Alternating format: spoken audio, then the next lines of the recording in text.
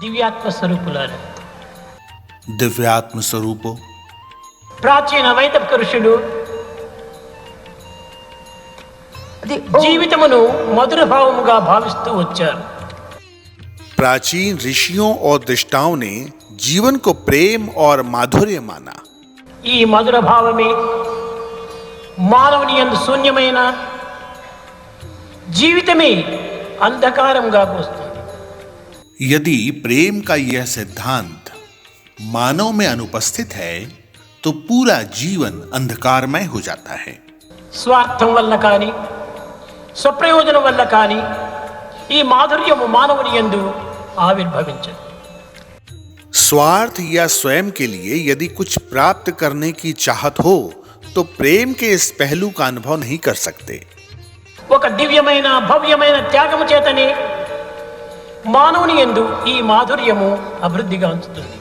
केवल सदाचरण और त्याग ही मानव में प्रेम के अमृत सिद्धांत को ला सकते हैं. ఐహికమునందు కానీ ఆముష్మికమునందు కానీ ప్రాకృతమునందు కానీ పరాకృతమునందు కానీ ఈ దివ్యమైన మాధుర్యమే మానవుని సంరక్షిస్తూ వస్తున్నది.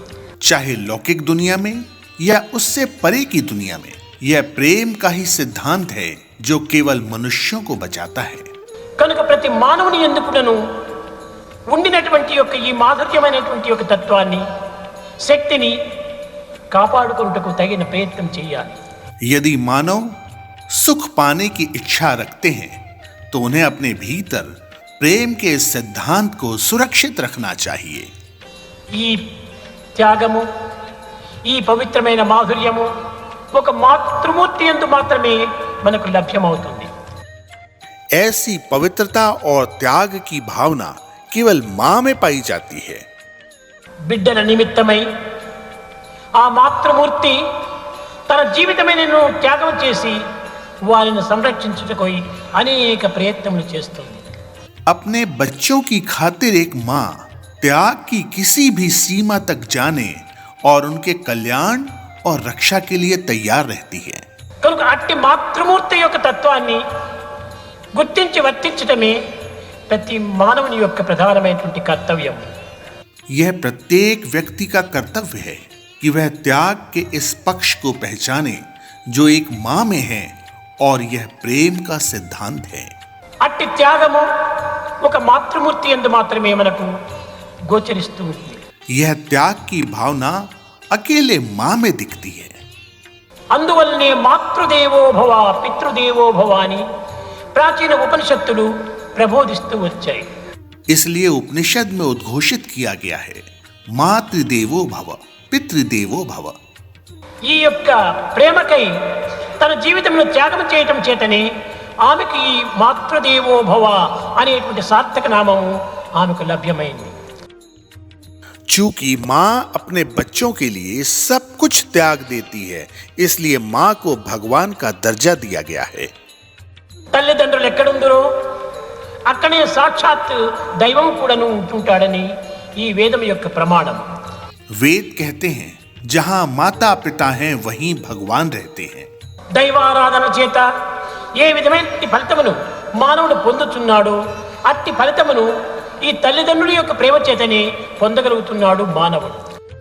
देवताओं को पूजने से जो भी फल मिलता है वह माता पिता को पूजने से मिलता है.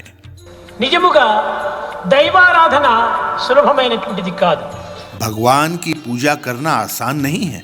లోకములో కోటాను కోట్ల మంది దైవారాధన సలిపి తమ యొక్క అభిష్టమును నెరవేర్చుకున్నట్టుకై అనేక ప్రయత్నములు చేస్తున్నారు. पूरे विश्व में सभी लोग दैवत्व से कुछ पाने के लिए भगवान की पूजा करने का प्रयास करते हैं. ఇది చాలా కఠినమైనటువంటిది. यह बहुत कठिन है. దైవారాధన చాలా కష్టమైనటువంటిది. भगवान की पूजा करना सच में कठिन है. ఎందువల్ల क्यों? దైవము మానవుని యొక్క అభిష్టములకు అతీతమైనటువంటి వాడు. क्योंकि भगवान इन सब से परे हैं और वह इच्छाओं से भी परे हैं. దైవం యొక్క సంకల్పాన్ని మానవుడు గుర్తించుకోలేడు. मानव भगवान की इच्छा को समझ नहीं सकता. నీ ఎట్టి ఆరాధనలకు భగవంతుడు ఆనందిస్తున్నాడో నీవు గుర్తించుకోవడానికి వీలు కాదు. आप यह नहीं समझ सकते कि आपकी किस पूजा पद्धति से भगवान वास्तव में प्रसन्न है।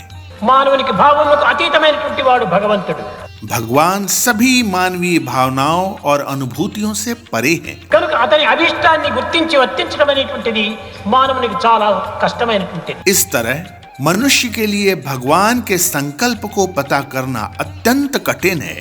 నిజముగా తల్లిదండ్రుల యొక్క భావములు, తల్లిదండ్రుల యొక్క అభిష్టములు ఎట్టివి అనేటువంటిది ప్రతి కుమారులకు కుమార్తెకు కూడా తెలుసు. प्रत्येक पुत्र या पुत्री यह जानते हैं कि पिता अथवा माता की उनसे क्या अपेक्षाएं हैं।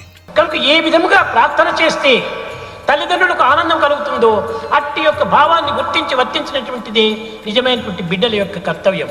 प्रत्येक बच्चे का यह कर्तव्य है कि वह पहचान सके कि माँ और पिता उससे क्या चाहते हैं और फिर उसी के अनुसार वह कार्य करे। समस्त लोक